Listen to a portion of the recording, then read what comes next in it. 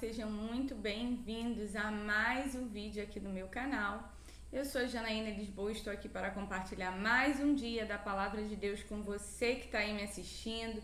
Que esse seja mais um dia abençoado, onde você vai aprender verdadeiramente sobre a Escritura Sagrada de uma maneira simples e fácil para o seu entendimento. E hoje eu quero trazer um tema muito importante sobre a vida de oração. Por que temos que orar? Por que é importante esse movimento? E eu quero explicar esse movimento para você, para que você venha entender verdadeiramente o propósito desse momento. E antes da gente entrar na palavra, que hoje vai estar em Marcos capítulo 1, eu quero pedir para você deixar aqui o seu like, compartilhar esse vídeo com o maior número de pessoas e se inscrever aqui no canal. Dessa forma, você me ajuda a alcançar o maior número de pessoas, evangelizar, falar da palavra de Deus. Talvez você não tenha coragem de pregar a palavra, mas você pode mandar esse vídeo para alguém e falar: lembrei de você quando assisti esse vídeo. E eu tenho certeza que você vai abençoar aquela vida e isso vai gerar transformação nesta vida. E se inscrevendo aqui no canal e deixando seu like, você diz para o YouTube que essa mensagem é importante, ela é relevante e o YouTube começa a entregar mais os vídeos. Então eu queria te pedir essa ajuda para a gente poder alcançar mais pessoas e ter mais vidas transformadas através da palavra de Deus e através do Espírito Santo. Amém? Você já vai pegando aí seu caderninho, a sua Bíblia, leia sempre o texto completo. Depois que acabar essa palavra, pega esse texto em específico, dá uma lida nele, que aí você vai entender melhor, vai aprender mais de Deus. E eu tenho certeza que vai abençoar muito a sua vida e gerar transformação em você. Então, se você ainda não me segue, eu quero te convidar a me seguir lá no meu Instagram, é @janalisboas e @placechurchoficial. No meu Instagram, pessoal, eu compartilho muito conteúdo relevante e importante para você e que você também pode alcançar outro entendimento, alcançar outras vidas através desse conteúdo e te ajudar aí no direcionamento da sua vida. E no Instagram da Place você acompanha a nossa agenda e tudo aquilo que a gente vem fazendo para a honra e glória do Senhor. E pela sua infinita misericórdia, temos muito amor por essa casa e o Senhor nos abençoou com pessoas maravilhosas que estão servindo conosco e eu tenho certeza que é uma bênção. Amém? Então, vamos à leitura da palavra sem mais demoras, sem muita enrolação. Eu quero ler com você hoje Marcos capítulo 1, versículo 35. Amém? Diz assim a palavra do Senhor para nós. Jesus ora num lugar deserto. De madrugada, quando ainda estava escuro, Jesus levantou-se, saiu de casa e foi para um lugar deserto, onde ficou orando. Presta bem atenção nesse movimento que acontece. Jesus era Deus na terra. Pensa, Deus na terra. E ele estava aqui na sua forma humana, destituído, da sua glória celestial, vamos dizer assim. Ele veio sem poder utilizar para si benefícios, porque ele em nenhum momento ele faz milagres onde somente ele é abençoado. E isso nos faz refletir, que se a gente tivesse superpoderes, a gente ia querer fazer coisas para nós, movimentos para nós, e não para o outro. E Jesus, quando estava aqui na terra, o movimento dele sempre era para o próximo. Ele curava o próximo, libertava o próximo, multiplicava o pão, alimentava o próximo, e aí sim ele ia fazendo, sempre demonstrando para nós que o serviço ao próximo é que vai gerar transformação. E isso é um ponto importante que você precisa refletir. O quanto de você tem dado para o seu próximo? O quanto de você tem ministrado sobre o próximo? Só que nesse versículo que a gente leu em específico, diz que de madrugada é um momento que ninguém vê. Estão todos dormindo, todos descansando, mas Jesus não. Jesus estava pela madrugada, onde ninguém vê, no secreto, fazendo algo. O que ele estava fazendo? A Bíblia diz que ainda quando estava escuro, ou seja, na escuridão, Jesus sozinho, sem ninguém poder observar aquilo que ele estava fazendo. A Bíblia fala que Jesus levantou-se, saiu da sua casa e foi para um lugar deserto, um lugar que não tinha ninguém, um lugar que ele não poderia ser interrompido, um lugar onde as pessoas não estariam o observando nem julgando, um lugar onde estaria somente ele e os seus pensamentos. E ali ele fala no texto que ele ficou orando. E o que é a atitude de orar? A oração é quando você está orando por uma ação. Então você levanta a sua petição para o Senhor e age em cima dessa oração. Então, se você quer algo, você apresenta para Deus e age. Você tem a ação de agir em favor daquilo. Janaína, eu estou orando pelo meu trabalho. Eu preciso de uma porta de emprego. Então, você está orando, mas a sua ação é enviar currículos ou ter uma iniciativa para empreender, que é o melhor dos mundos. Você ser dono do seu próprio negócio. Ou você está orando pelo seu filho e você está servindo e o amando. Por quê? Porque você ora e faz a ação.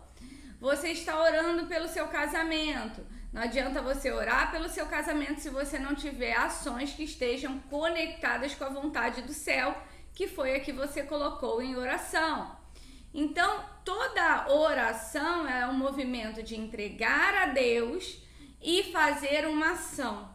Não adianta você orar a Deus e não fazer nada em prol da sua oração. E aí, ele faz esse movimento, ele sendo Deus, ele tem a atitude de orar ao Senhor no momento onde ele está sozinho, onde ninguém pode ver, para entregar a Deus algo que ele precisava, de repente algo que o angustiava, algo que ele pedia, algo que ele estava ali naquele momento de intimidade, ou ele queria um direcionamento do Pai, ele estava orando, clamando por alguma coisa. A Bíblia não diz o que era, mas a Bíblia diz que ele tinha este hábito. E aí eu fico repetindo e refletindo comigo, né, que nós somos humanos e muitas vezes a gente não tem força de orar. A gente fica desanimado, mas a Bíblia fala que independente da vida que ele estava levando, ele sempre tirava um momento para falar com Deus, porque a prioridade da vida de Jesus era cumprir a vontade do seu Pai. E a minha pergunta para você hoje é: qual é a prioridade da sua vida? É cumprir o seu querer ou cumprir a vontade do seu Pai? A gente precisa entender que o cumprimento da vontade do nosso Pai muitas vezes vai contra a nossa vontade. Você acha que Jesus não estava aflito de saber que ele teria que ir para a cruz, de saber que ele morreria em sacrifício? Com certeza estava, mas ele levava essa aflição para Deus. E Deus chegava e falava para ele aquilo que deveria ser falado. Não sabemos o que é, mas eu acredito que ele tinha toda a direção. Então, a Bíblia fala que depois de um tempo, Simão e seus companheiros começam a procurar por Jesus.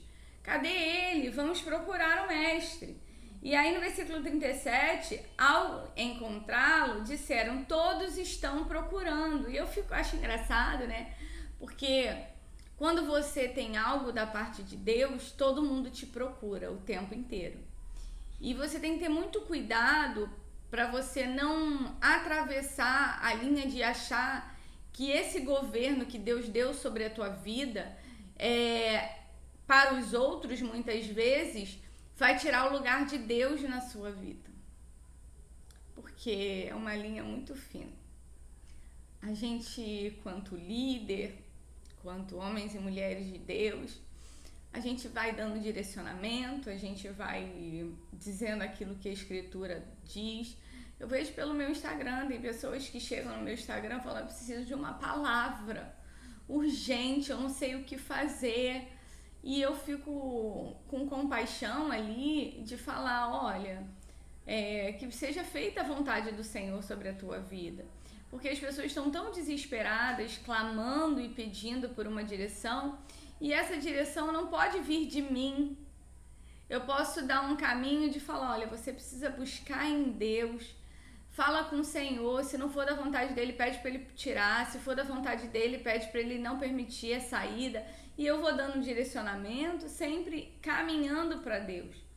A questão maior é que a gente precisa saber a nossa identidade em Deus e saber que a gente só é um canal. Nós somos um agente de transformação na vida do nosso irmão que flui como um canal para direcioná-lo para um caminho, mas a direção sempre tem que vir do Senhor ou direcionar para o Senhor. E Jesus, ele dali daquele momento que eles procuram ele já tem uma nova direção. A Bíblia fala aqui, ele diz: vamos para outro lugar, para povoados vizinhos, para que eu também pregue lá. Foi para isso que eu vim. Olha o que ele diz: eu sei que está todo mundo me procurando, mas eu não estou preocupado com isso. Eu estou preocupado em cumprir o meu propósito e eu preciso pregar em outros lugares. E eu não vou poder dar atenção nesse momento porque eu tenho um objetivo, que é a pregação da palavra. Aquele que tem ouvidos para ouvir, ouça. E o meu papel aqui, gente, é pregar a palavra e conduzir vocês ao Senhor.